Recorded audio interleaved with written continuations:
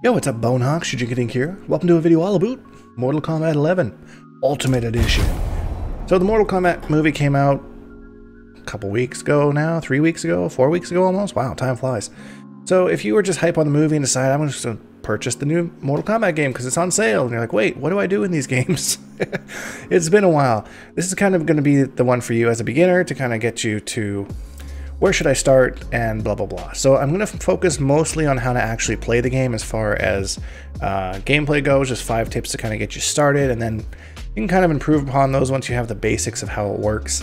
Generally speaking, if you're just firing this game up for the first time, you're going to want to go to Conquer and Story Mode and just work through the Story Mode. It's pretty entertaining, but what it will also do is it'll give you the in-game currency that you need to go over to Part 2, which is the Crypt. Once you get into the Crypt, that can kind of unlock things like different skins for your characters, different brutalities, different fatalities, and all that kind of stuff. So, and then outside of that, you get in-game currency through Towers of Time, Classic Towers, or playing online. So however you want to do it. If you're new to fighting games, I probably wouldn't recommend going online first, but you know, go through the story, build up some stuff in there, and then head down to the Crypt, because that's going to help you customize your fighter. And that's going to be step 1, is to customize your fighter. So off the menu, you go customize characters, and then it'll bring you to a scene where you can select whatever character you want, and then you can select different gear, select the name of a certain variation if you want to assign certain moves to them. So you can have different masks, different swords, different cosmetics as far as different skins as to how they're dressed and what color that particular one is, what kind of intros and victories they have. You can view their fatalities and brutalities, and lastly you can choose their fighting abilities. So these are things that are in-game going to affect your gameplay, whether you have one move or another move. Some moves cancel out others, so make sure that you pay attention to that description before you choose it, and always play around with them in practice mode before you go into Towers or online or wherever you end up going with your custom variation. Now the nice thing about the abilities moveset is that you don't have to unlock any of these. They're all available from the very beginning of the game. You don't need to buy them, you don't need to whatever outside of like buying a whole character. If you want to play Sub-Zero and you want to use any of these abilities, they're all available. The only one that you would be careful of is the ones that have this little trophy with the cross out. That means that you can't use them in any sort of tournament match or any sort of ranked match. But having fun with your friends, going into the towers, that kind of thing, totally legal. Have fun, find different ways to break the character. These moves just tend to be a little bit stronger and not quite as balanced for more competitive gameplay. So if that's what you're going for, I wouldn't recommend picking these abilities to kind of get used to a character. If you want to play competitively or get a little bit better, I would maybe kind of work around that one and try and play with some of the other ones, or just use that move specifically to get through certain towers that are troublesome, such as character towers that can actually unlock more gear for your specific character. I'm just going to show you real quick how to do that. So from the main menu under Conquer, you want to go right over to Towers of Time. We're going to click on Towers of Time. It's going to bring us in here, and here's where you can kind of fight on different towers and different scenarios for different coins and in-game currency. That's usually pretty well, you get quite a bit of it. The only thing that you can't get from drops is time crystals, which aren't super valuable. This one on the top left here is your character specific tower.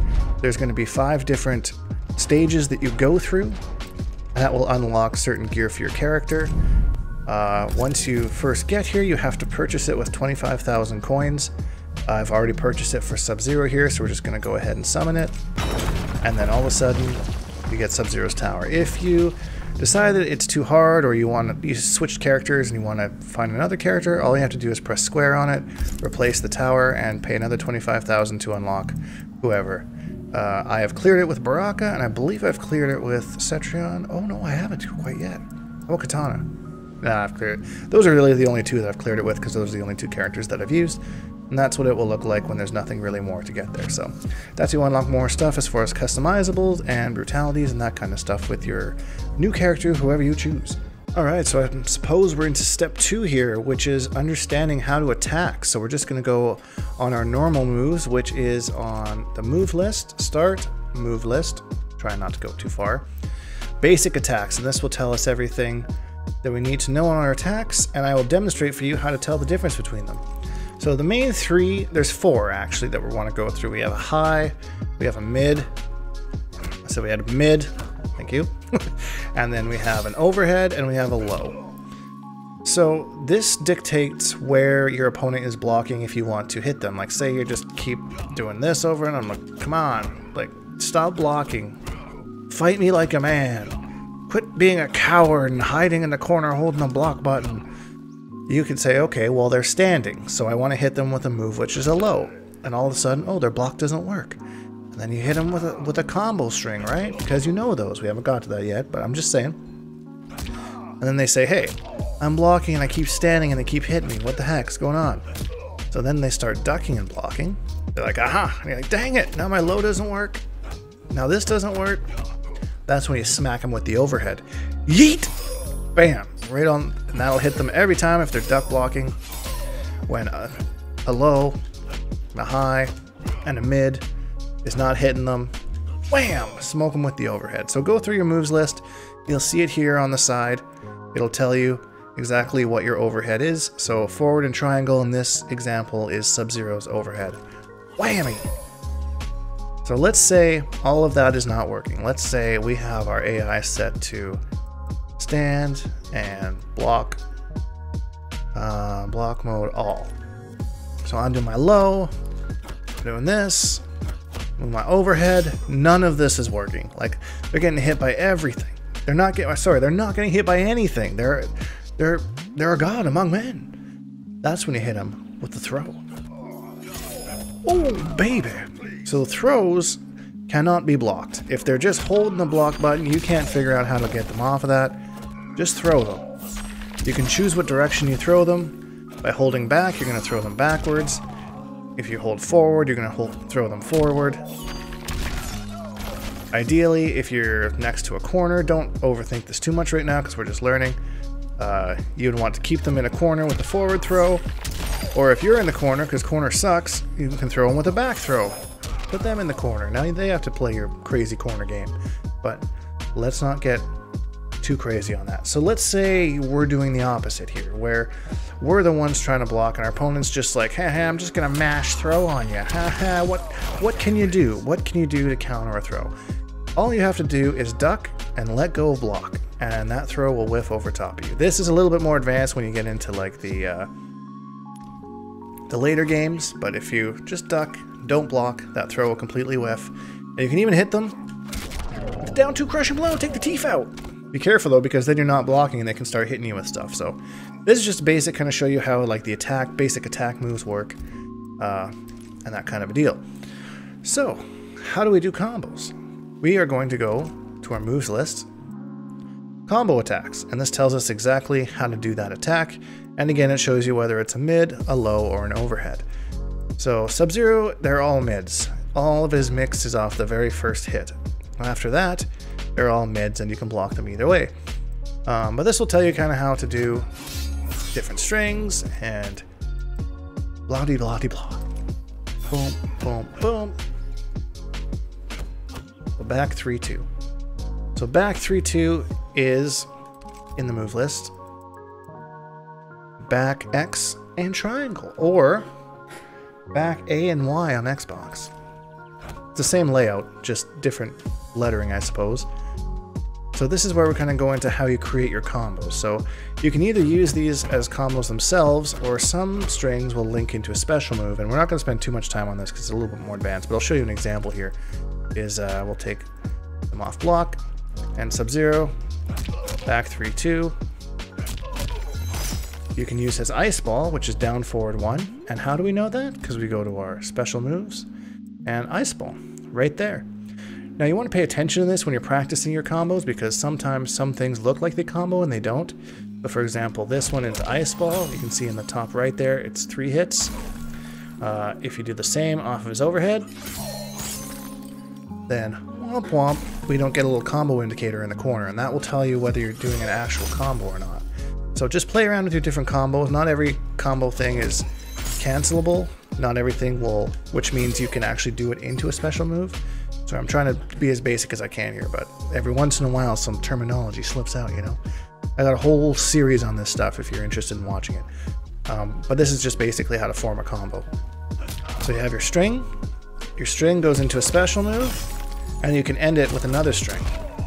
So Sub-Zero, he just freezes them, and then we just end at whatever we want. So there's a basic combo, 6 hits, 149 damage.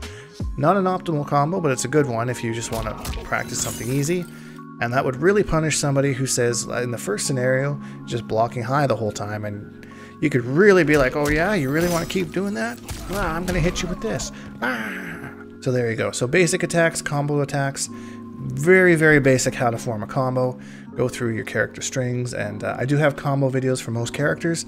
At the end of the video I will link a playlist that you can view all of that stuff on and pick out whatever one you want. So there you go. Awesome sauce. Moving on. So now we're going to talk about our meter, which is down by my fat head here. You got your defensive meter going up and down. You got your offensive meter going left to right. And yeah, a meter can be used for a multitude of different things. One thing that you'll probably want to use it for as you're beginning these games is just to extend your combos. So for example, I mentioned earlier that this into that, we don't get our little combo indicator up at the corner. However, if we use a bar of meter, now we do. We can get a combo. So now we can get a combo off of this and a combo off of this. So there you go. And this is dependent on the abilities that you choose at the beginning, which I was kind of talking about. So this one, our special ability here is to amplify our ice ball, which is something we have to equip.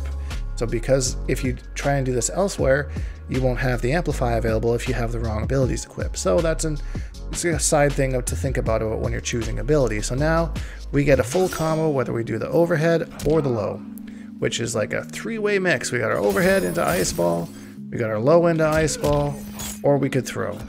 So if you want to stop someone from blocking, that's a good thing to do. You should do it. You should definitely do it. So now we go to Scorpion for an example for something a little bit different. So he has this buff on, and it takes a quick second for this buff to activate, but he gets more damage once he puts that buff on. So there you go. If you amplify this buff, it happens quicker. So if you're worried about just kind of throwing it out and getting clipped by something, you can amplify it to make it happen quicker. So this is just an example of a place where you would use offensive meter that's not particularly for damage, but more to get something down the road. As far as an example of Scorpion for extending the combo, his regular Hell Spear doesn't give him a combo, but similar to the Ice Ball, if we spend a bar of meter, we can do another move afterwards. So there's kind of an example from Sub-Zero and Scorpion to kind of get you started in those young gentlemen about how to use offensive meter. Alright, so there's a couple different ways that defensive meter can be used here. We have one example here, which is Scorpion. So Scorpions teleport if you don't want them to just block it, because they can punish you back and attack you back for big damage, like a big combo. So if you kind of are not sure, you want to try and fake them out, you can spend 1 bar of defensive meter to not commit to this teleport by holding down. And you see we give up 1 bar of our defensive meter, or we can hold forward. We've just moved over here, out of harm's way, but we haven't actually faked them. So maybe we fake them out, and then they try and uppercut us or something, and then we actually teleport and punish them. So there's just kind of a mind game there. But that's what most defensive bar is used for as a form of special moves, is to cancel something, to not commit to it. Cetrion can do it with her ground pound, Shang Tsung can do it with his little skull thing. You'll find lots of iterations of it with all the cast members on using it differently. So that's one way as far as special moves go, and these are the more generic ways that you use it in the game. So one is to just get up off the ground if you're getting knocked down. So let's say Sub-Zero here comes up and sweeps us. We can press forward and L2, and we'll do a little roll to kind of get out of the way. We can also do the same backwards, and it uses 1 bar of defensive meter. Be careful, because they can attack you on the other side if they read what you're going to do. You can also just hold L2. That was a smooth transition, that was an accident, but you can also just hold L2, just stay on the ground for a little bit longer, and maybe one of their attacks will whiff. Alternatively, you can do a wake-up attack, which uses 1 bar of defensive and offensive meter by timing up and X, or A on Xbox, or up and Y, or triangle on PlayStation. And you'll do a wake-up attack, but that does take 1 meter of both. So just keep that in mind. And lastly, you can use both bars of your defensive meter. So this burns both of them, but if you're in a combo, for example, and you want to get out of that combo, you can do it, and they will drop the combo. It'll armor you to the ground, but you have no defensive meter, which means you can't do a wake-up attack, you can't do a roll. all you can do is a delayed wake up or get up and try and hit them with something. So here's an example of what the breakaway input looks like. So to get out of it, it's just down, down, right trigger. On default, I believe that default setting is. Whatever your block button is. I kind of wish they'd change that because I get it by accident all the time. But as you can see there, hits me out of it. There are armor breaking moves in the game that will hit you out of your breakaway, but that's like way more advanced that you don't need to worry about right now. So this is just kind of how you use your meter. So that being said, moving on. All right, so our fourth tip is to use the environment. So let's say that you're having a hard time, your opponent's got you in the corner, you're trapped, you don't feel like you can go anywhere. Some maps you can actually run up the wall and jump over them to get to the other side. Alternatively, if you run up this wall and hold down and X or A, you'll do a little kick, and you'll kick them, and it's an overhead. So they gotta block high. Boom. Just like that. You can also meter burn these. That will give you one hit of armor, but it's super expensive. As you can see, it takes both your offensive meter and one defensive meter. But if you just can't seem to get out and you have the meter available, you can armor it. That means they'll take one hit of damage, and you're out of there. Alternatively, you can also use some items in the background. As you'll see as you walk past them, they'll light up. Oh, little flash there. What do we see? Little hammer. We press our interact button, 1 bar defensive meter. There you go. Also experiment a little bit with how you use interactables, because perhaps I press one button and I jump off of it, but I press a different button combination and I use a sword. Wow, how do you do that? You look at the button map if you want. Just keep in mind you can also use these interactables to end a combo too. Well, there you go. So that's a good way to be mindful of your surroundings. And you can kind of end your combos in different ways. If, say, you have a character like I used to play Cetrion, who doesn't do a whole lot of ground damage, so you can use these to your advantage to put a little bit of oomph into your combos if you're unsure of how to end them. And our fifth and final tip is just to have fun, guys. You know, it's just a game at the end of the day. You don't want to stress your I'm just kidding. This is Mortal Kombat. Screw having fun. We want to do big combo damage. So you want to use your crushing blows, which is what I'm getting to. These are special, very special circumstances that happen that trigger more damage.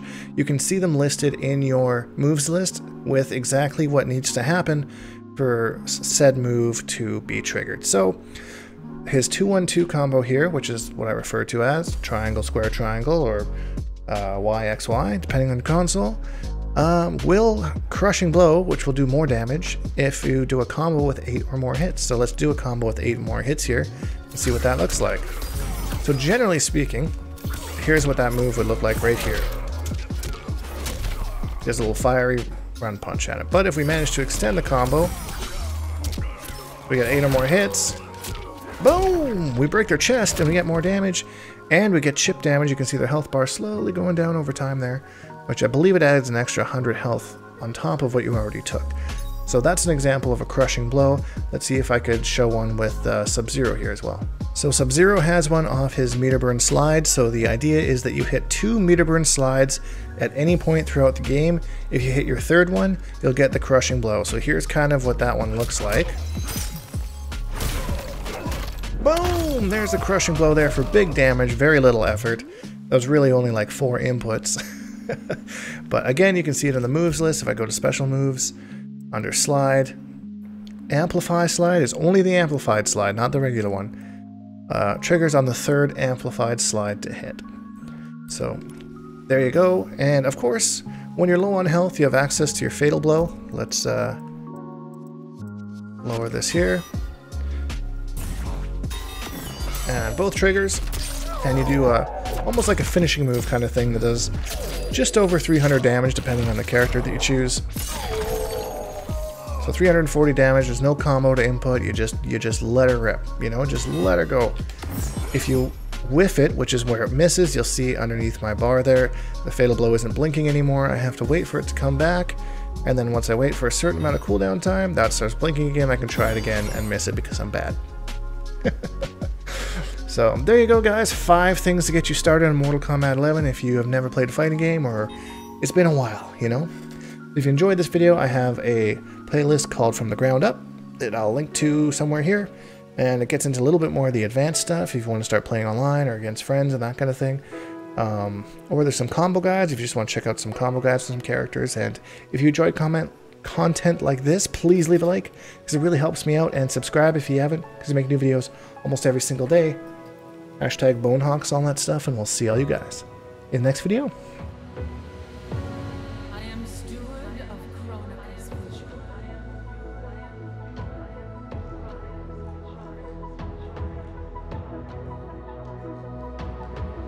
Fate has been so